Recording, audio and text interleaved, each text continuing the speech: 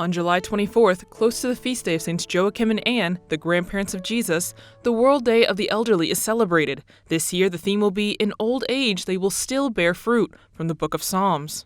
The day will coincide with Pope Francis's trip to Canada. He has just concluded a cycle of 15 catecheses on old age, and many wonder why he devotes so much of his preaching to the elderly.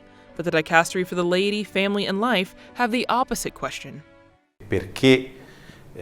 Why outside the church, and besides Pope Francis, is so little said about the elderly? It is clear that the future is full of the elderly. There are so many and the number will only grow.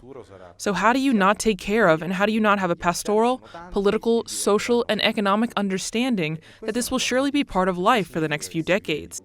Vittorio Scelzo, head of the Office for the Elderly, Children, and People with Disabilities in this dicastery, sees the need to help the elderly find their vocation essential in a world that believes they have nothing left to contribute.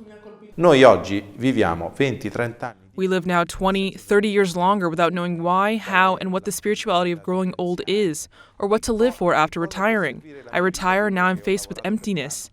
What is the point of living a Christian life when your strength fades and you're weak and fragile? Is it possible to think that there is no Christian vocation for this time of life? No! Pope Francis has announced that those who visit an elderly person during the World Day of the Elderly will gain a plenary indulgence. In this way, he hopes that all dioceses will celebrate this event and that young people will spend this time with their grandparents rather than away from the elderly in a large square. Questo incontro tra giovani e anziani è veramente. This meeting between the young and the old is really an enriching encounter. The young people usually go with the idea, I go to help a poor old person. I'm there to help him. And they're surprised when they recognize that they learned something. That just as in any encounter, it is not one person who teaches and one who learns.